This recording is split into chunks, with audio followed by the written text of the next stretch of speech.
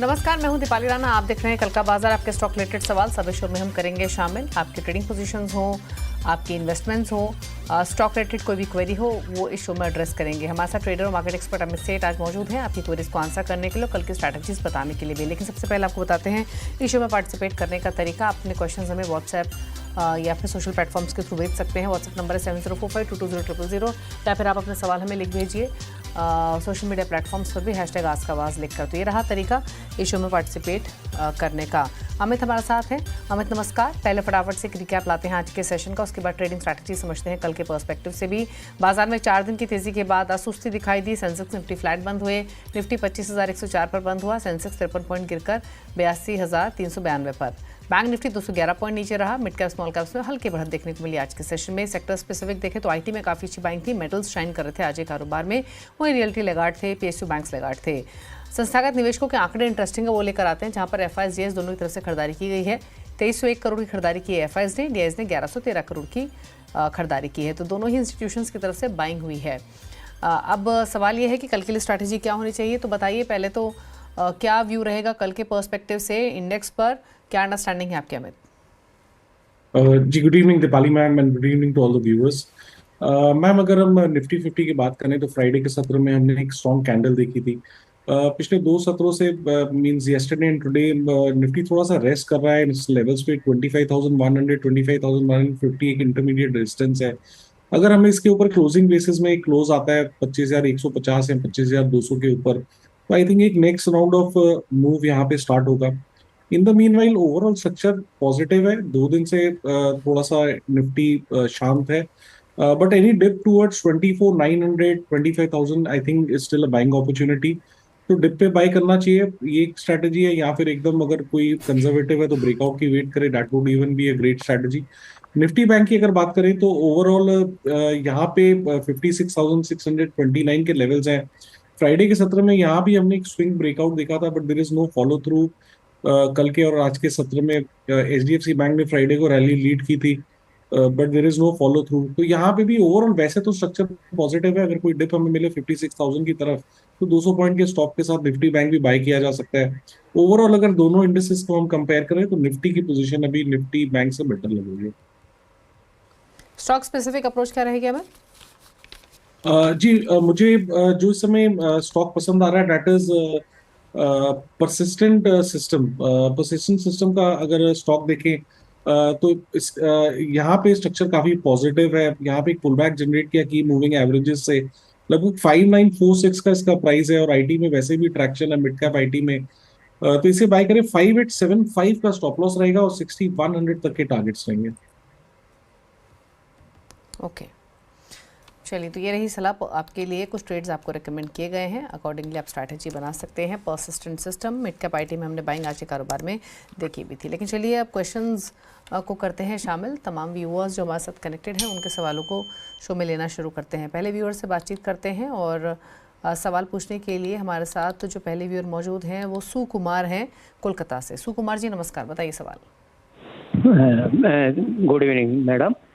मेरा पास बताइए। 900 शेयर है at the rate of 325 Jio finance का, और दूसरा शेयर है रिलायंस का 100 शेयर है at the rate of 1485। Next 10 to 20 year के लिए क्या स्ट्रेटेजी रहेंगे? पूछ लेते हैं क्या सलाह रहेगी आपके लिए। तो जियो फाइनेंस 325 की इनकी बाइंग है, 900 शेयर्स हैं। रिलायंस 100 स्टॉक्स हैं 1485 के। दोनों ही स्टॉक्स पर एक डिस्क्लोजर भी दे देते हैं। सीएनबीसी आवाज़ चैनल जो आप देख रहे हैं उसका स्वामित्व रिलायंस इंडस्ट्रीज़ के हाथों में है, और जियो फाइनेंशियल का भी जो स्वामित्व रिलायंस इंडस्ट्रीज़ के हाथों में ही है। बताइए क्या राय दोनों ही स्टॉक्स पर? जियो फाइनेंशियल का स्ट्रक्चर यहाँ पे पॉजिटिव है। वीकली चार्ट्स पे अगर हम कंपेयर करें तो लगभग 270 के आसपास इसने एक वीकली रेजिस्टेंस रिगेन किया था, वहां से स्टॉक कंटिन्यूअसली पॉजिटिव है। ओवरऑल स्ट्रक्चर देखें तो सारे मूविंग एवरेजेस के ऊपर ट्रेड कर रहा है, कंटिन्यूअसली हाई लोज बन रहे हैं। तो स्ट्रक्चर यहाँ पे अच्छा खासा पॉजिटिव है। मुझे लगता है यहाँ पे 330 तक के टारगेट्स पॉसिबल हैं अगले एक महीने में। और स्टॉप लॉस हमें लगभग यहाँ पे 288 रुपीज का मेंटेन करके चलना पड़ेगा। तो ओवरऑल पॉजिटिव है, पोजीशन है, बने रहे। 288 का स्टॉप रखें। 330 तक की पॉसिबिलिटी है, वहां पे हम एक बार इसको फिर से रीअसेस कर सकते हैं। ओके, चलिए बात करते हैं अगले व्यूअर के साथ, हरीश हमारे। इनफैक्ट रिलायंस पर आपकी राय क्या रहेगी अमित? जियो फाइनेंशियल पर तो आपने राय दी, रिलायंस पर कमेंट्स? जी, रिलायंस का भी स्ट्रक्चर काफी पॉजिटिव है। स्टॉक जरूर ये बात है कि पिछले कुछ एक महीने से कंसोलिडेट कर रहा है लगभग 1450 के लेवल पे। एक इसका रेजिस्टेंस आता है 1465 के आसपास। जिस दिन हमें इस लेवल के ऊपर की क्लोजिंग मिलेगी तो मुझे लगता है वहां से 100 से ₹125 की तेजी हम और देखेंगे। बट इन द मीनवाइल आपकी पोजीशन है तो 1400 का स्टॉप लॉस लगा के उसे मेंटेन करें। यहाँ पे एक डिस्क्लेमर डिस्क्लोजर देना चाहेंगे कि मेरी कोई पर्सनल पोजीशन नहीं है रिलायंस में, बट ये स्टॉक हमने अपने क्लाइंट्स को रिकमेंड किया हुआ है। ओके, बात करते हैं अगले व्यूअर से। हरीश हमारे साथ कनेक्टेड हैं, हरीश मल्होत्रा दिल्ली से। हरीश जी नमस्कार, बताइए सवाल। नमस्कार मैम। मेरा क्वेश्चन ये है कि मेरे पास यस बैंक के 500 शेयर्स मैंने खरीदे थे एट द रेट ऑफ 25 रुपए पर शेयर, बट अभी उसकी जो वैल्यूएशन है वो बहुत ही कम जा रही है, market value is very very less. तो मेरे लिए क्या रिकमेंडेशन है कि इसको रखूं या मैं इसमें से निकल जाऊं बाहर? पूछ लेते हैं। येस बैंक 25 की बाइंग है, 20 पर ट्रेड कर रहा है, इन्हीं लेवल्स के आसपास रहा है स्टॉक, नीचे भी गया काफ़ी, बट वो कोई बहुत प्राइस अप्रिसिएशन हुआ नहीं। क्या करें इस पोजीशन में अमित? जी, येस बैंक का भी स्ट्रक्चर देखिए कभी कोई खास विशेष कॉन्फिडेंस नहीं आया है। जो भी रैली जब भी हमने देखी है जो टाइम टू टाइम आती है वो फिजल आउट हो जाती है। इस बार भी हमने देखा कि येस बैंक ने लगभग 24.5 के लेवल दिखाए थे लगभग 5-7 दिन पहले, और वहां से हमने एक स्टॉक में वापस एक कोलैप्स देखा है। तो ये स्टॉक मेरे हिसाब से रिटेलर्स के लिए अभी नहीं है from trading point of view. थोड़ा सा अवॉइड करें। कोई भी उछाल है जहां पे आपको लगे आपका लॉस कम हो रहा है तो यहाँ से निकलने की कोशिश करें। सुबोध से बात करते हैं, अगले व्यूअर है हमारे साथ। सुबोध जी नमस्कार, बताइए सवाल। हाँ मैडम, वो बिरला सॉफ्ट मैंने परचेज किया है, 611 मेरा एवरेज है। हेलो, ओके, हाँ 611 एवरेज है, 375 शेयर खरीदे हैं, तो होना चाहिए मुझे, अभी काफी नीचे चल रहा है। 611 की आपकी बाइंग है, 428 पर ट्रेड करा। मुझे बताइए आपने ट्रेडिंग के लिए लिया था ये या फिर निवेश के लिए? लिया तो ट्रेडिंग के लिए था मैडम। तो आपने स्टॉप लॉस नहीं लगाया था सुबोध जी? ना, स्टॉप लॉस नहीं लगाया। हाँ, तो ट्रेडिंग का सबसे पहला नियम यही होता है कि कोई भी ट्रेड आप ले स्टॉप लॉस को जरूर लगाए। इसीलिए आपको स्टॉप ट्रेडिंग वाली पोजीशन आपकी इन्वेस्टमेंट पोजीशन बन गई और आपको कैरी करना पड़ गया और आपको लॉसेस भी हैं। आप कितना समय और रुक सकते हैं ये बताइए? मैं 1 साल तक तो रुक सकता हूँ। साल भर और रुक सकते हैं। ट्रेडिंग पोजीशन होल्ड करनी पड़ गई लॉसेस की वजह से बिना स्टॉप लॉस लगाए। अब क्या करें अमित? ये इसमें बिरला सॉफ्ट 611 के बैंक 428 पर बंद हुआ। जी देखिए, अब इन लेवल्स पे आके बिरला सॉफ्ट में लॉस बुक करने की सलाह नहीं है, क्योंकि वीकली सपोर्ट से स्टॉक ने एक टर्न अराउंड दिखाया है। एक लंबे समय के बाद स्टॉक ने अपने जो इमीडिएट मूविंग एवरेजेस हैं जो जनरली एक हर्डल की तरह प्रूव होते हैं 10, 20 और 50 डेमा को क्रॉस किया और थोड़ा सा एक बेस बनाने की कोशिश की है। लेकिन जैसे कि हर बेस एक डिस्क्लेमर के साथ आता है, यहाँ पे थोड़ा सा इसका स्टॉप लॉस आता है 390 रुपए के लेवल के आसपास। थोड़ा सा डीप जरूर है। जब तक वो इंटैक्ट है देयर इज अ पॉसिबिलिटी कि स्टॉक, क्योंकि अभी आईटी में थोड़ा सा ट्रैक्शन भी है कि slowly and steadily it will move up, तो 390 का स्टॉप लॉस लगाएं। और मुझे लगता है यहाँ पे 470 475 पॉसिबल है, वहां पे हम स्टॉक को फिर से रिव्यू कर लेंगे, बट एक बार बने रहना चाहिए इसमें। ओके, पूछ लेते हैं अब अगले व्यूअर से बातचीत करते हैं, उनके सवाल पर राय ले लेते हैं। गुरु वर्मा दिल्ली से हमारे साथ कनेक्टेड हैं। गुरु नमस्कार, बताइए अपना सवाल। नमस्कार मैडम, मेरे पास 100 शेयर हैं 301 रुपए के भाव में, तिलक नगर इंडस्ट्रीज। ओके, मैं रखने को और, कितना भी रख सकता हूँ, साल 2 साल भी रख सकता है, लेकिन ये जो 9 तारीख आने वाली है इससे थोड़ा सा दबाव में है, तो इसको क्या रोकें या सही करें? पूछ लेते हैं क्या करें। रखने को तो रख सकते हैं, फिलहाल 60 रुपए का फायदा भी हो रहा है हर स्टॉक पर। क्या सजेशन रहेगा आपकी तरफ से? 100 शेयर तिलक नगर इंडस्ट्रीज 301 की बाइंग 360 पर बंद हुआ। जी, मैं स्टॉक को इतना ट्रैक नहीं करता, बट जितना भी मुझे चार्ट पे नजर आ रहा है, स्टॉक में रिसेंटली एक गैप अप देखा और उसके बाद थोड़ा सा पॉजिटिव प्राइस एक्शन देखा। 10 और 20 डेमा की मूविंग एवरेजेस के ऊपर ट्रेड कर रहा है, तो यहाँ पे अगर आपको बने रहना है तो एक टाइट स्टॉप लॉस 350 रुपए का लगा के रखें। ओके, अजय जैन पटियाला से हमारे साथ। अजय नमस्कार, बताइए सवाल। रखा है और 1500 रुपए की मेरी खरीद है। क्या अभी होल्ड करूं या इसको बेच दूं? BSE 1500 की आपने बाइंग बताई, राइट? Yes yes. हाँ, तो डबल हो गया आपके भाव से, तो अब क्या हाँ, करना चाहिए? और इसमें मेरे ख्याल से तो ये तो आपकी पहली बाइंग होगी, एडजस्टमेंट से भी पहले की बाइंग होगी। पहले की बाइंग है, 10 शेयर थे, उसको 3 गुना हो गया। हाँ, तो फिर तो आपका, हाँ डेफिनेटली। क्या करें आप BSE में? शानदार मुनाफे में बैठे हैं। जी, काफी स्ट्रॉन्ग स्ट्रक्चर है, there is no sign of weakness. थोड़ा सा एक्सटेंडेड जरूर है क्योंकि पिछले 7-8 दिनों में हमने एक शार्प रनअप देखा है। 10 डे मूविंग एवरेज से भी थोड़ा सा एक्सटेंडेड है, कभी हल्का फुल्का पुल बैक आ सकता है, बट उससे फिलहाल कोई घबराने की जरूरत नहीं है। बट ऐसे केस में हमें अपना मुनाफा भी प्रोटेक्ट करना है और एट द सेम टाइम जब तक ये रैली चल रही है उसको भी राइड करना है। सो गिवन द सर्कमस्टांसेस, जिस हिसाब से चार्ट की स्ट्रेंथ है, बने रहिए यहाँ पे और टाइम टू टाइम अपना स्टॉप लॉस ट्रेल करते रहें टू प्रोटेक्ट योर प्रॉफिट। तो फिलहाल सलाह ये है कि आप 2800 रुपए का एक ट्रेलिंग स्टॉप लॉस लगाएं अपनी मुनाफे की पोजीशन को प्रोटेक्ट करने के लिए और इस रैली को राइड करें और टाइम टू टाइम अपना स्टॉप लॉस ऊपर की तरफ रिवाइज करते जाए। ओके, तो ये राय रही आपके लिए BSE लिमिटेड पर। बात करते हैं अगले व्यूअर से। वनीता सिन्हा देहरादून से कनेक्टेड है। वनीता नमस्कार, पूछिए सवाल। नमस्कार, मेरे पास जियोजीत का 7500 शेयर है एट द रेट ऑफ 89। तो फिर इसके लिए मुझे मतलब कितने दिन, ये मेरा लॉन्ग टर्म का है, तो इस पे आप सलाह दीजिए।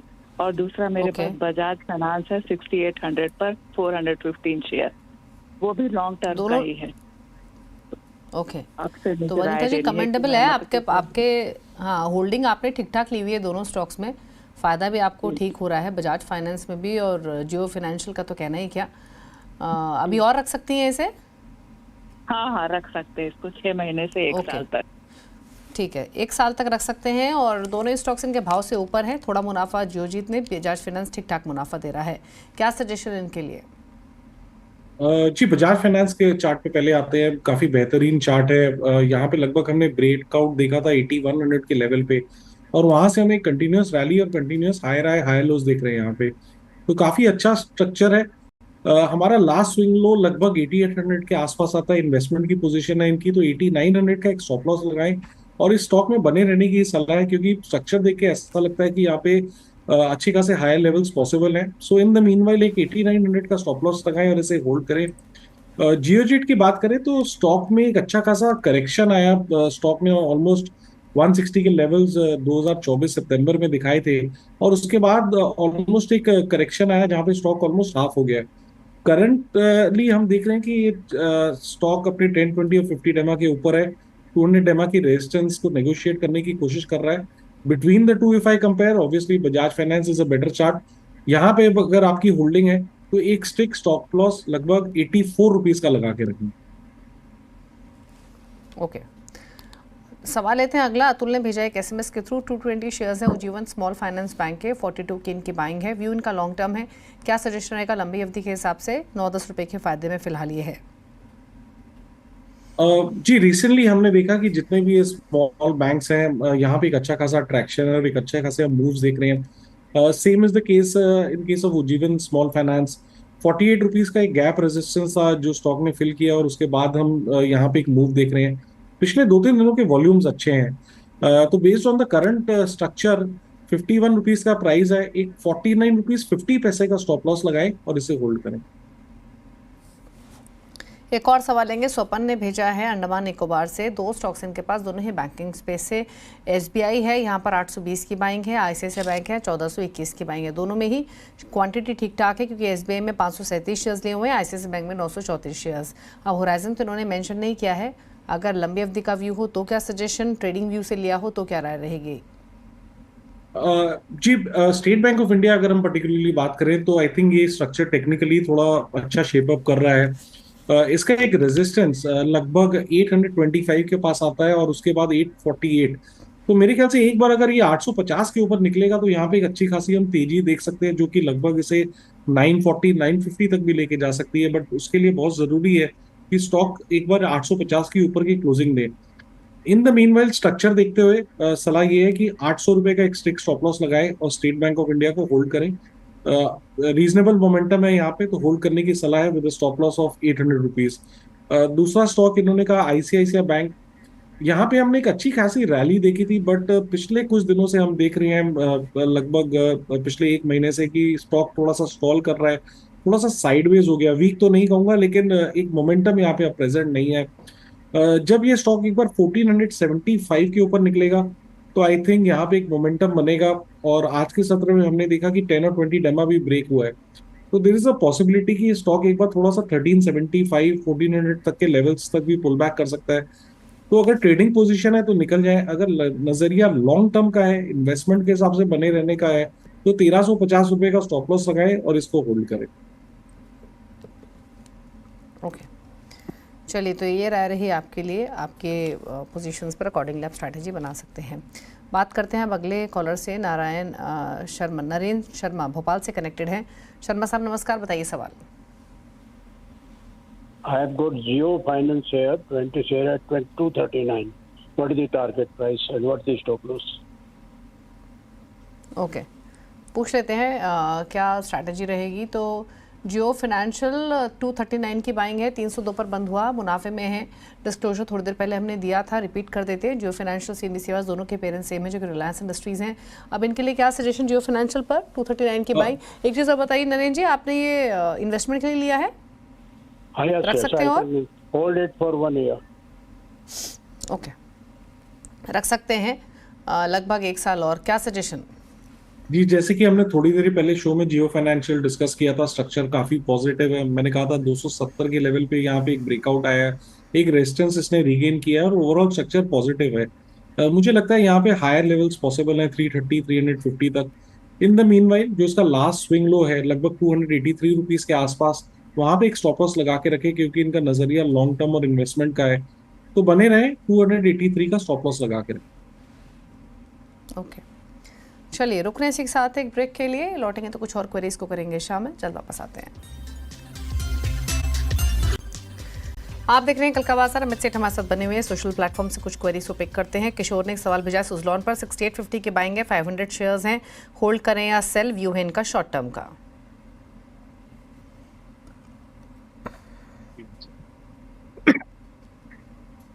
जी, सुजलॉन ओवरऑल यहाँ पे भी हमने देखा एक रैली के बाद लगभग 74 रुपीज के प्राइस बने थे, एक पुल बैक आया है और स्टॉक ने अपना 10 और 20 डेमा पे रेस्ट लिया है। तो हमारा इमीडिएट स्विंग लो लगभग 66 रुपीज के आसपास आता है। अगर आपकी पोजीशन है तो 66 रुपीज का एक टाइट स्टॉप लगा के रखे, वो टूटता है तो निकल जाए।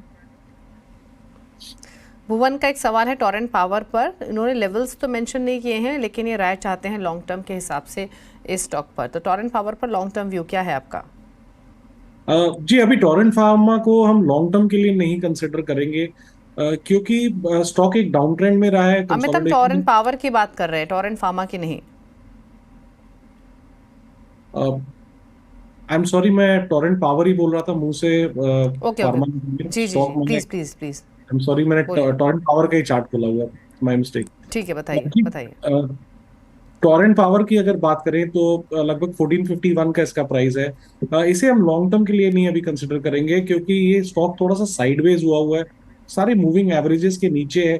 यहाँ पे कोई लॉन्ग टर्म का भी पैटर्न इमर्ज नहीं हुआ, कोई बेस फॉर्मेशन नहीं हुआ है, एक साइडवेज कंसोलिडेशन में है। तो लॉन्ग टर्म के नजरिए से इसको अवॉइड करेंगे। पोजीशन ऑलरेडी है तो एक स्टॉप लॉस 1400 रुपए का लगा के रखें। फेसबुक से लेते हैं कुछ क्वेश्चंस को। पंकज भंडारी ने एक सवाल भेजा है, बीएससी पर 2330 की बाइंग है, 150 शेयर्स हैं, 1 से 2 साल होल्ड कर सकते हैं, 1 से 2 साल होल्ड कर सकते हैं। बजाज फाइनेंस को 9450 की बाइंग, दोनों स्टॉक्स पर क्या राय? जी, इन दोनों स्टॉक्स पे हमने इस शो में ऑलरेडी व्यू ऑलमोस्ट दे चुके हैं। बीएससी का मैं रिपीट कर देता हूँ, ट्रेलिंग स्टॉप लॉस 2800 का लगा के रखें और इसे होल्ड करें। रही बात बजाज फाइनेंस की, यहाँ पे भी जैसे हमने सजेस्ट किया कि एक 8900 का स्टॉप लगाएं और इसे होल्ड करें।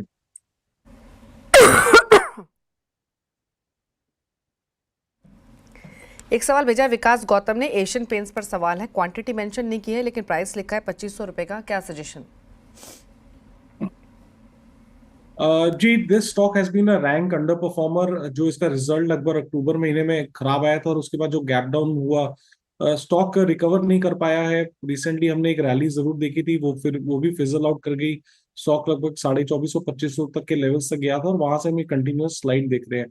और इस स्लाइड में हमने देखा है कि सारे मूविंग एवरेजेस इसने वापस ब्रेक कर दिया है, तो चार्ट देख के कन्विक्शन बिल्कुल ही नहीं आ रहा है। इनफैक्ट यहाँ पे लोअर लेवल्स भी पॉसिबल है। तो कोई भी बाउंस है जहां पे आपका लॉस कम हो रहा हो तो इसमें से निकलने की कोशिश करें।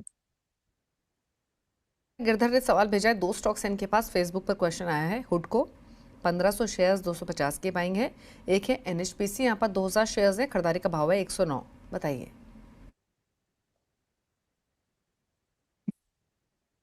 जी, एनएचपीसी में एक डिस्क्लोजर है कि ये स्टॉक मेरे पोर्टफोलियो में पिछले 10-12 साल से है।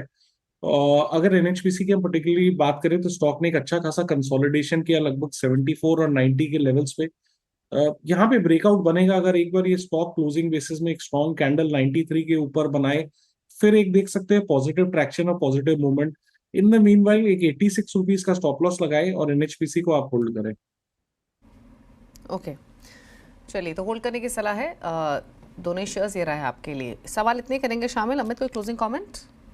जितने भी शेयर्स डिस्कस हुए इनमें मेरी कोई पर्सनल पोजीशन नहीं है। Okay, thank you so much show में आने के लिए और सभी क्वेरीज को आंसर करने के लिए। इसी के साथ कल का बाजार में तो इतना ही। ब्रेक के उस पर भी खबरें जारी हैं। नमस्कार।